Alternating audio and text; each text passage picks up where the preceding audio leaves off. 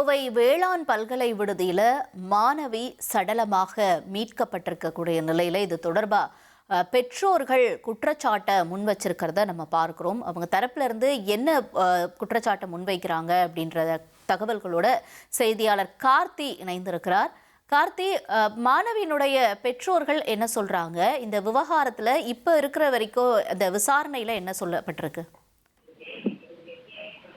வணக்கம். தமிழ்நாடு வேளாண்மை பல்கலைக்கழக விடுதியில நேற்று அதாவது 2ஆம் ஆண்டு படிக்கக்கூடிய மாணவி தர்ணிகா என்பவர் குளிக்க சென்றிருப்பதாகவும் காலைல 6:30 சென்றவர் மீண்டும் அவர் திரும்பவில்லைன்னு சொல்றாங்க.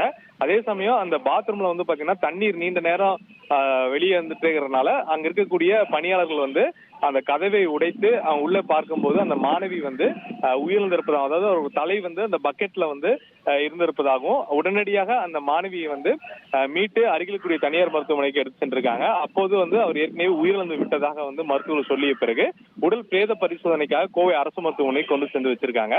நேற்று இந்த தகவலுக்கு அவங்க பெற்றோரிடம் சொல்லிய போது அவங்க பெற்றோர்கள் மாணவியோடைய, அதாவது மகளுடைய உயிரிழப்புல எங்களுக்கு சந்தேகம் இருக்குது, இதை உடனடியாக விசாரிக்க வேண்டும் சொல்லிட்டு காவல்துறைக்கு புகார் கொடுக்குறாங்க. காவல்துறை இது தொடர்பாக விசாரணை நடத்தி வரக்கூடிய சூழல்ல இன்று அவர்களுடைய பெற்றோர் மற்றும் உறவினர்கள் நேரடியாக தமிழ்நாடு வேளாண்மை பல்கலைக்கழக கல்லூரி வளாகத்துக்கும் அந்த விடுதி வளாகத்துக்கும் அழைத்து சென்று அங்க இருக்கக்கூடிய சிசிடிவி கேமராவில் பதிவான காட்சிகளை பார்க்க வைத்து, அதே சமயம் பிரேத பரிசோதனை அறிக்கை வந்ததுக்கு அப்புறம் இந்த வழக்கை நாங்க முறையா விசாரிக்கிறோம் அப்படின்னு சொல்லியிருக்காங்க.